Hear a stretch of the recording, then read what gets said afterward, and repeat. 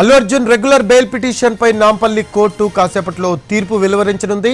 4 రోజుల క్రితం బెయిల్ పిటిషన్పై నాంపల్లి కోర్టులో ఇరుపక్షాలు వాదనలు వినిపించాయి. అడ్వకేట్ నిరంజన్ రెడ్డి అల్లు అర్జున్ తరపున వాదనలు వినిపించారు. బెయిల్ పిటిషన్పై పోలీసులు కౌంటర్ దాఖలు చేశారు. ఇరువైపులా వాదనలు విన్న కోర్టు తీర్పును ఈ రోజుకు రిజర్వ్ చేసింది. సంధ్యా థియేటర్ తొక్కిసలాట కేసులో అల్లు అర్జున్ ప్రస్తుతం మధ్యంతర బెయిల్పై ఉన్నారు. హైకోర్టు ఆయనకు 4 వారాల మధ్యంతర బెయిల్ మంజూరు చేసింది. దీంతో రెగ్యులర్ బెయిల్ కోసం ఆయన నాంపల్లి కోర్టును ఆశ్రయించారు. జనవరి 10న అల్లు అర్జున్ రిమాండ్పై విచారణ జరుగుతుంది.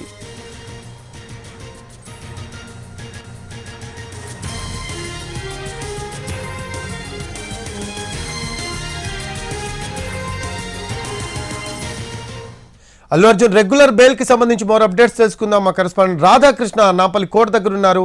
రాధాకృష్ణ, నాంపల్లి కోర్టులో కాసేపట్లో తీర్పు వెలువరించనున్నట్టు తెలుస్తూ ఉంది అల్లు అర్జున్ రెగ్యులర్ బెయిల్ మీద. దీనికి సంబంధించి లేటెస్ట్ అప్డేట్స్ ఏంటి రాధాకృష్ణ?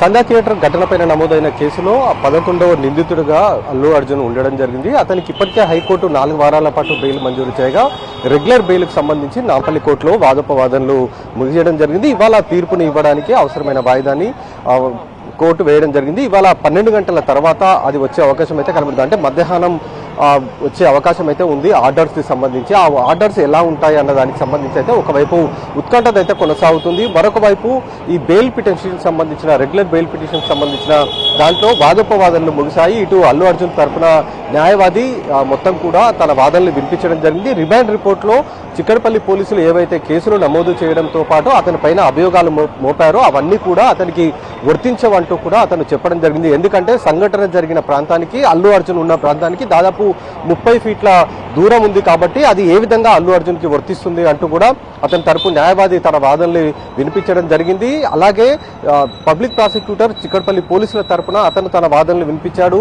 అల్లు అర్జున్ వచ్చాడు కాబట్టి అక్కడ తొక్కిసలాట జరిగిన తర్వాత తోపులాట జరగడం, ఆ తర్వాత రేవతి అనే మహిళ చనిపోయిన ఘటన చోటు చేసుకుంది కాబట్టి అల్లు అర్జునే పరోక్షంగా కారణం అంటూ కూడా అతను తన వాదనలు అయితే వినిపించడం జరిగింది. ఇరువురు వాదోపవాదనలు విన్న తర్వాత కోర్టు ఇవాళకి వాయిదా వేయడం జరిగింది. ఇవాళ అతనికి సంబంధించిన ఆర్డర్స్ అయితే రాబోతున్నాయి. మరి మధ్యాహ్నం తర్వాత అంటే 12వ నెంబర్ ఉంది, మధ్యాహ్నం తర్వాత వచ్చే అవకాశం ఎక్కువగా కూడా కనబడుతుంది. ఎందుకంటే రెగ్యులర్ కేసులకు సంబంధించిన విచారణ ఒకవైపు కొనసాగుతుంది. ఆ తర్వాత అల్లు అర్జున్ సంబంధించిన బెయిల్ పై ఆర్డర్స్ వచ్చే అవకాశం అయితే ఉంది. అది కూడా మధ్యాహ్నం తర్వాత. Rafi, right, thanks for updates Radhakrishna.